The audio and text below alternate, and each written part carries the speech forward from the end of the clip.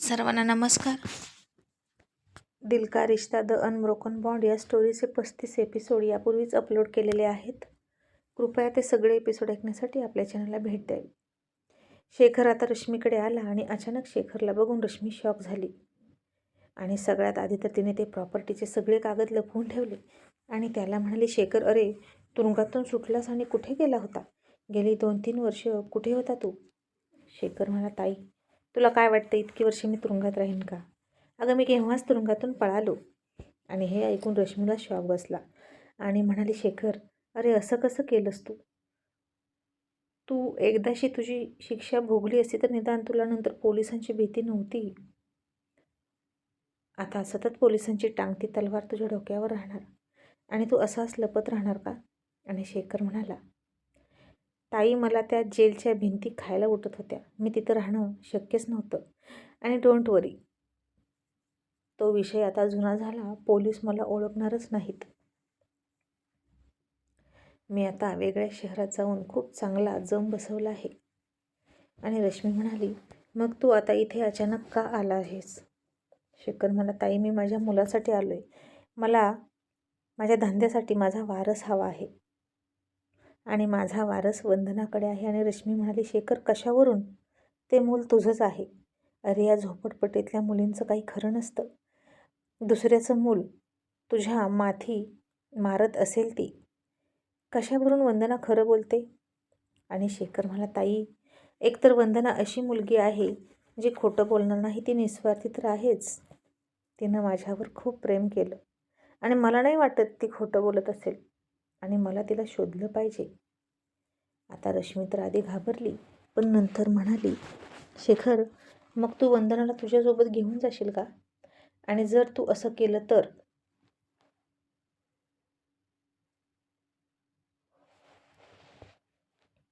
तुझी दुसरी बायको तिचं काय होईल? शेखर म्हणाला, ताई मला वंदनाशी काहीही देणं घेणं नाही. मला फक्त माझा वारस हवा आहे. आणि रश्मी आता खुश होत म्हणाली, घे घे, तुझा वारस नक्की घे. आणि श्रीच्या मुलाला तू घेऊन जा स्वतःचं मूल समजून आणि त्याला क्रिमिनल बनव आणि त्याला सुद्धा तुरुंगात जाऊ दे खडी फोडायला. आणि ती शेखरला म्हणाली, शेखर तू इथं जास्त काळ राहू नकोस. तू एक काम कर, बाहेर कुठेतरी लॉज घेऊन राहा. आणि तिनं शेखरला तिथून पाठवला कारण इथे कृष्णा येऊ नये आणि शेखरला कृष्णामध्ये स्वतःची छाप दिसू नये म्हणून. आणि इकडे गोकुळ बंगल्यामध्ये कृष्णा लग्न करून रश्मिकासोबत आला होता. दरवाज्यातच त्या दोघांना बघून श्री आणि ऋतूला मोठा धक्का बसला होता.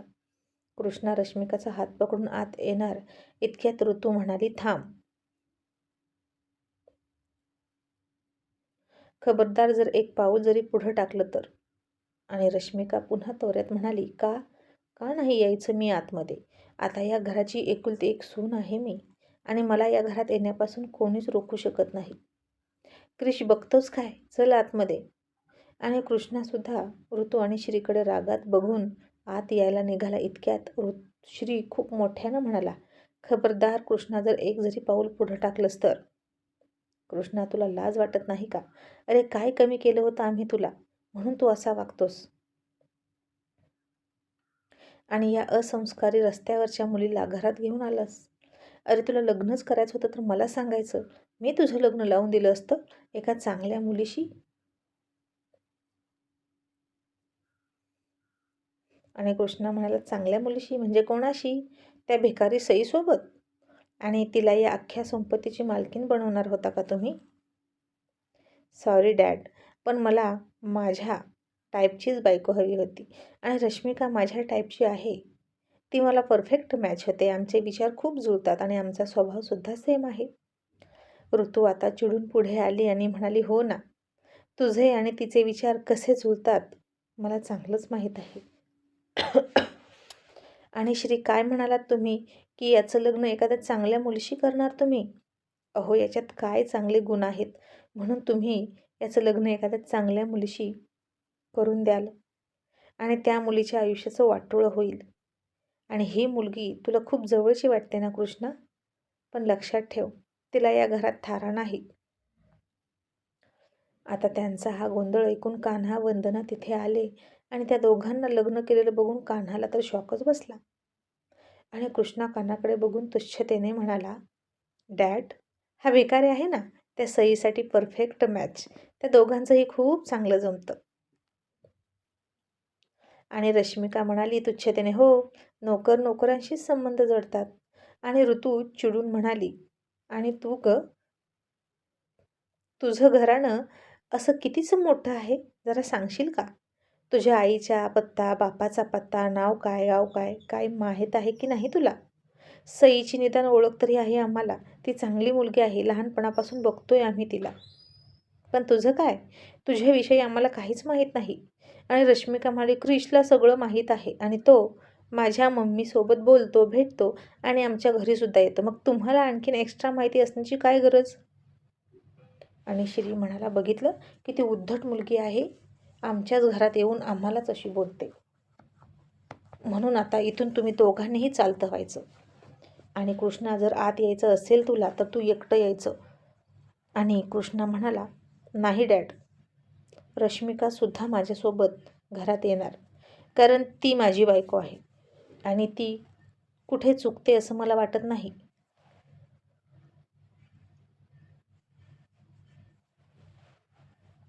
आणि तिचा असा अपमान मी सहन करणार नाही. ऋतू म्हणाली, कृष्णा, अरे काय जादू केली हिनं तुझ्यावर? अरे हिनं चक्क मुग्धाचं लग्न मोडण्याचा प्रयत्न केला. ती तुझ्या आई वडिलांसोबत इतकी उद्धटपणे बोलते आणि तुला तीच आवडते. आणि कृष्णा म्हणाला, हो मॉम, जादूच केली आहे तिनं माझ्यावर. माझं प्रेम आहे तिच्यावर आणि तीही माझ्यावर खूप प्रेम करते. मी तुरुंगात होतो तेव्हा तुम्ही कोणीच माझा जामीन करायला आला नाही, पण रश्मिका आणि तिच्या मम्मीनं माझी बेल केली आणि मला सोडवलं. मग मी त्यांचं का नको ऐकायला? आणि काय ऐकू मी तुमचं, जर तुम्हीच मला स्वतः होऊन तुरुंगात टाकलं तर? आणि आता मॉम, तू रश्मिकाचा गृहप्रवेश करणार आहेस की नाही? आणि श्री म्हणाला, ते कधीच शक्य नाही. तू सुद्धा तिच्यासोबत इथून निघून गेलास तरी हरकत नाही. आणि या मुलीला या घरात अजिबात जागा नाही आणि सुनेचा दर्जा तर कधीच मिळणार नाही. कृष्णा आणि रश्मिका तसेच उमऱ्याच्या बाहेर उभा होते. ऋतू आणि श्री त्यांना आत येऊ देतच नव्हते. आणि रश्मिका म्हणाली, क्रिश, मला वाटतं आता खूप झालं यांचं, यांच्याकडे बघून घेईन, माझ्या मॉमलाच बोलवते. आणि तिने रश्मीला फोन केला आणि रश्मी फारच तोऱ्यात आली. आणि गोकुळ बंगल्यापुढे इतक्या वर्षातून आल्यानंतर तिने त्या बंगल्याकडे पुन्हा एकदा खुनशी नजरेनं बघितलं आणि मनात म्हणाली, श्री, मी पुन्हा आले, आता तू मला अडवू शकत नाही. इथून मला हाकलून दिलं होतंस ना तू माझ्या सामानासहित, पण आता तू काहीच करू शकत नाही, कारण सगळी बाजी माझ्या हातात आहे. रश्मिका आणि कृष्णा तसेच तिथे उभ्या होते. आणि कृष्णा म्हणत होता, मॉम, डॅड, आम्हाला आत येऊ द्या, मी वारस आहे इथला, या संपत्तीवर माझा हक्क आहे, असं म्हणून तो भांडत होता. आणि इतक्यात वंदनासुद्धा आउट हाऊसमध्ये निघून गेली.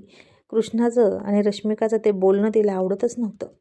आणि काना म्हणाला, कृष्णा, इतकं चुकीचं वागलास ते वागलास आणि पुन्हा भांडतोस का? अरे तुझी बुद्धी इतकी घाण कशी ठेवलीस रे तू? आणि कृष्णा त्याला म्हणाला, तू गप्प बस, तू नोकर आहेस, चमचीगिरी करू नकोस आणि तू इथून चालतं व्हायचं आता. तू आणि तुझी आई तुमचं गाठोडं उचला आणि निघा, आता हे सगळं माझं आहे. आणि काना म्हणाला, चूक, यातलं काहीच तुझं नाही, जे आहे ते साहेबांचं आणि मॅडमचं आहे आणि त्यांनी दिलं तर तुझं आहे, कारण ही सगळी संपत्ती त्यांनी स्वतः कमवलेली आहे, वडिलोपार्जित काहीच नाही. आणि त्यांनी स्वतः कमवलेल्या संपत्तीवर तुझा काहीच हक्क नाही असं कायदा सांगतो. तरीही उलट्या डोक्याचा कृष्णा म्हणाला, ते काहीही असू दे, इतक्या संपत्तीचं ते करणार काय? त्यांच्यानंतर हे सगळं माझंच तर आहे. आणि काना म्हणाला, त्यांच्यानंतर आहे ना, मग त्यांच्यानंतर घे, ते असताना त्यांना त्रास देऊ नकोस. आणि आता कान्हा आपल्या बाजूने भांडतो हे बघून श्री आणि ऋतू भावूक झाले होते. त्यांना तर आता कृष्णानं असं केलं म्हणून आधार तुटल्यासारखंच झालं होतं.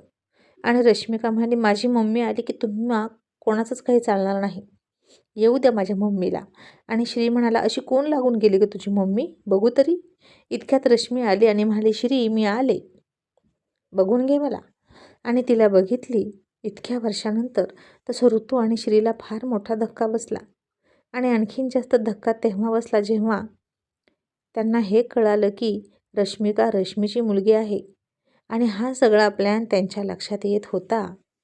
आणि रश्मी फार तोऱ्यात आली आणि सोफ्यावर बसली पायावर पाय टाकून आणि म्हणाली, हाय श्री, हाय ऋतू. ऋतू तिच्याकडे धक्का बसून डोळे विस्पारून बघत होती. आणि रश्मी म्हणाली, काय झालं, असं काय बघताय? मी तीच आहे, माझ्यात काही बदल झालेला नाही. आणि श्री, आता तू मला इथून हाकलून देऊ शकत नाही, कारण श्री आता हे सगळं माझ्या मुलीचं आहे आणि तुम्ही फक्त केअरटेकर आहात असं समजा. आणि श्री चिडून म्हणाला, रश्मी, तू म्हणजे तू तुझी मुलगी आमच्या घरात पाठवलीस, आमच्या मुलाला तू फितवत होतीस. रश्मी म्हणाली, तो सज्ञान आहे श्री, आणि मला वाटतं आपण आपले जुने हेवेदावे विसरून जावे आणि मुलांना आशीर्वाद देऊया. माझी मुलगी तुमची सून आहे, त्यांना तुम्ही स्वीकारा. आणि ऋतू म्हणाली, अजिबात नाही, तुझी मुलगीसुद्धा तुझ्यासारखीच दिसते. आणि आता मला कळतंय, तूच हिला सांगून मुग्धाचं लग्न मोडायला लावलं असशील. श्री म्हणाला, ऋतू, अगं साप कधी डसणं सोडेल का, तशी या दोघ्या मायलेकी आहेत. आणि रश्मिका म्हणाली, क्रिश, तुझ्या मॉम डॅडना सांग नीट बोलायला, ते माझ्या मम्मीला काहीही बोलतात आणि माझ्या मम्मीचा अपमान मी सहन करणार नाही. आणि ऋतू म्हणाली, मग इथून चालतं व्हायचं स्वतःच्या मम्मीला घेऊन, पण आता पाऊल टाकू देणार नाही घरामध्ये. आणि कृष्णा म्हणाला, मग मला आत्ताच्या आत्ता माझी वाटणी द्या आणि या संपत्तीतला माझा हिस्सा द्या, मी जातो. ऋतू आणि श्रीला काय करावं ते कळेना. आणि रश्मी म्हणाली, क्रिश, तू आत ये, तुम्हाला कोणीही घराच्या बाहेर काढणार नाही. आणि कृष्णा रश्मिकाचा हात धरून आत घेऊन आला आणि श्रीनं त्याच्या कानाखाली मारली. पण आता श्रीचा हात कृष्णानं पकडलेला होता आणि म्हणाला, नाही, आता तुम्ही मला मारू शकत नाही. आता माझं लग्न झालंय, मी लहान नाही आणि माझ्या जोडीला माझी बायको आहे. आता बघूच तुम्ही मला माझ्या संपत्तीतला हिस्सा कसा देत नाही. ऋतू आणि श्रीला हे सगळं असह्य होतं आणि ते बेडरूममध्ये निघून गेले. पण तिथं जाऊनसुद्धा खूप खूप मनस्ताप करत बसले. सगळ्यात जास्त त्रास तर त्यांना याचा होत होता की आपली सून रश्मीची मुलगी आहे आणि रश्मीला किती मोठा डाव खेळला आहे असं श्री म्हणत होता. आणि आता रश्मिकाला बाहेर काढणं अशक्य आहे, कारण कृष्णा पूर्ण तिच्या ताब्यात आहे. ऋतू म्हणाली, श्री, आता काय करायचं हो, आता ही मुलगी रोज इथं राहणार आणि कशी वागेल, काय करेल, काय माहीत. श्री, मी इथे राहणारच नाही, मला दुसरीकडे घेऊन चला. आणि मी तिला माझी सून मानणार नाही. आणि श्री म्हणाला, घाबरू नकोस ऋतू, तू इथली मालकीण आहेस, फक्त तू. त्यातला एक छदामही कृष्णाच्या नावावर नाही. मग ते त्याचं कसं? तू त्या मुलीची दादागिरी खपवून घेऊ नकोस. आणि आता आपण खचून जायचं नाही आणि रश्मीला पुन्हा एकदा माती चारायची. हे संकट फिरून आपल्या घरावर आलंय असं समज आणि आपल्या घराला या संकटातून आपण हिमतीने वाचवायचं.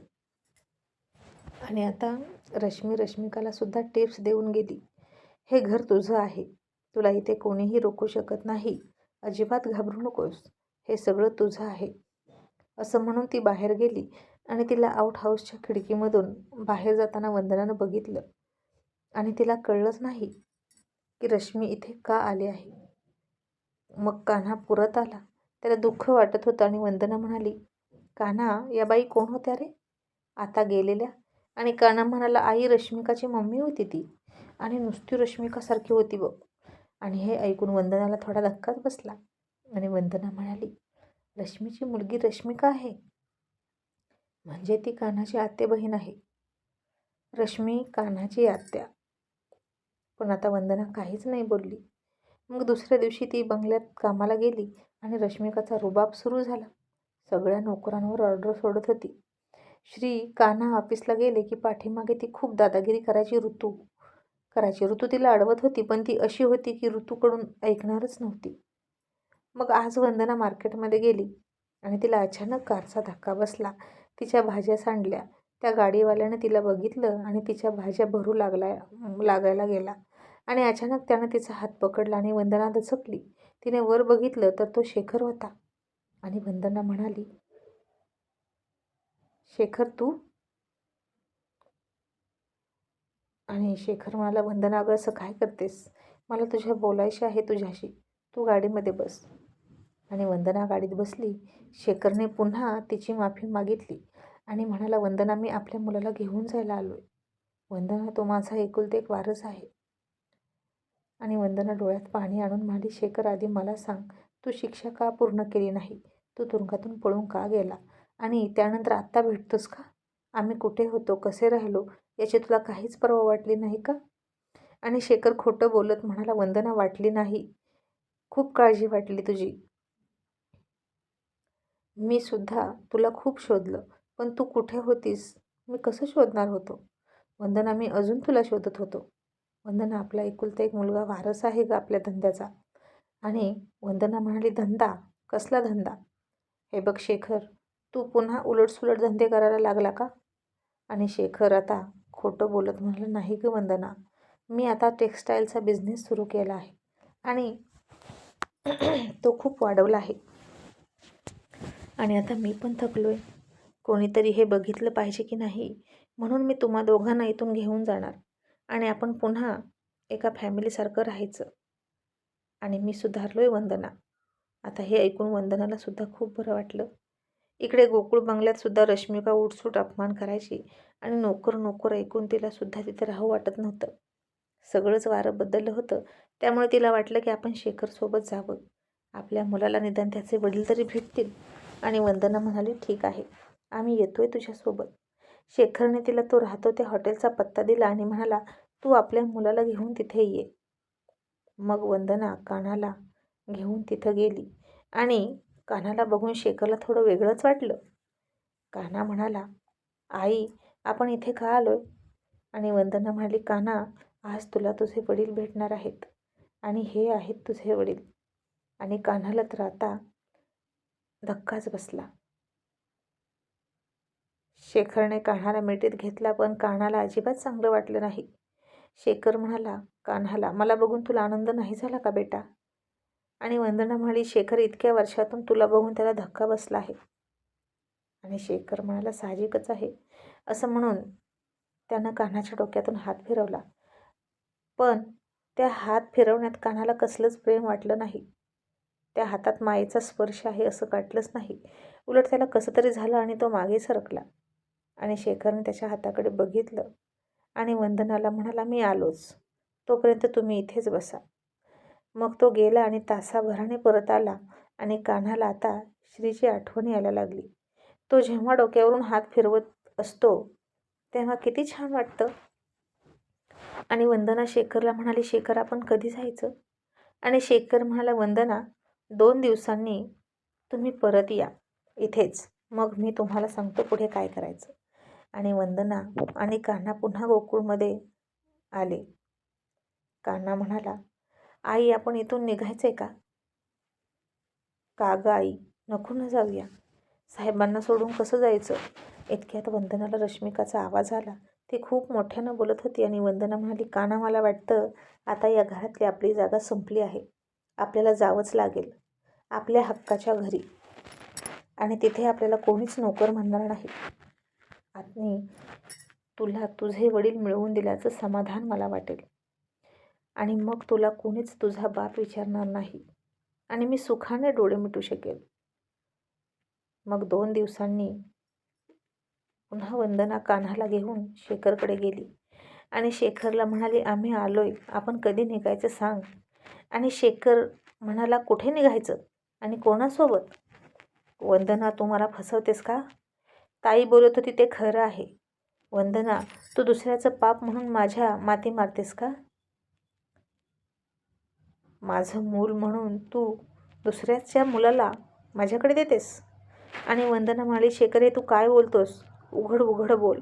आणि शेखरनं तिच्यासमोर तो लिफाफा टाकला आणि म्हणाला, वाच हे रिपोर्ट. हे DNA रिपोर्ट आहेत माझे आणि तुझ्या या मुलाचे आणि ते कुठेच मॅच होत नाहीत. आणि ते हेच सांगतात की हा मुलगा माझा नाही आणि तू मला फसवायला निघाली का? तू बाहेर शेण खाल्लं, तुरुंगात येऊन मला इमोशनल ब्लॅकमेल करून माझ्याकडून लग्न करून घेतलं आणि तुला काय वाटलं मी काहीच चौकशी न करता त्याला घेऊन जाईन का माझा वारस बनवायला?